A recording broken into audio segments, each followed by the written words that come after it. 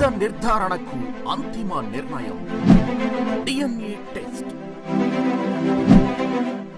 ఉన్నది ఉన్నట్లుగా వాస్తవాలను శోధించి వివరించేది మన డిఎన్ఏ టీవీ. మన రాష్ట్రం, మన ఛానల్. వైసీపీ నేతలను రానున్న రోజుల్లో ప్రజలు కాళ్ల కిందేసి తొక్కుతారని యాంకర్ రష్మి పరోక్షంగా వ్యాఖ్యానించారు.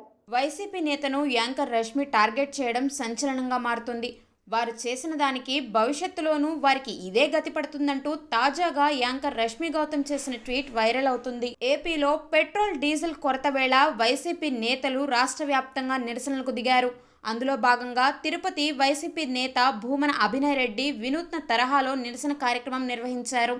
డీజిల్ కొరత కారణంగా సామాన్యులు ఇబ్బందులు పడుతున్నారంటూ ఎడ్లబండిపైకి ఆటో ఎక్కించి నిరసన కొనసాగించారు. పార్టీ నేతలతో కలిసి ప్రదర్శన నిర్వహించి ప్రభుత్వానికి వ్యతిరేకంగా నినాదాలు చేశారు. ఎడ్లబండిపైకి ఎక్కించిన ఆటోలో మనుషులు ఉండడం, ఎద్దుపైన అంత బరువు ఉంచడం ఇప్పుడు వివాదాస్పదంగా మారింది.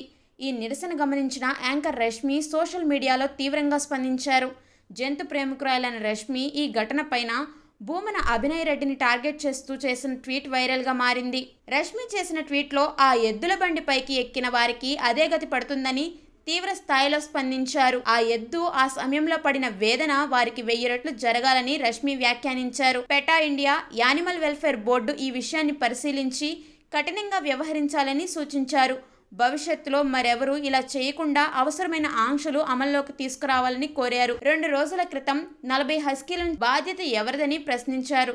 కాగా అభినయ్ పార్టీ నిరసనలో భాగంగా చేసిన ఈ తరహా నిరసన ఇప్పుడు రష్మి పోస్టుతో వైరల్గా మారుతుంది. దీనిపైన వైసీపీ నేతలు ఏ విధంగా స్పందిస్తారనేది కీలకంగా మారుతుంది.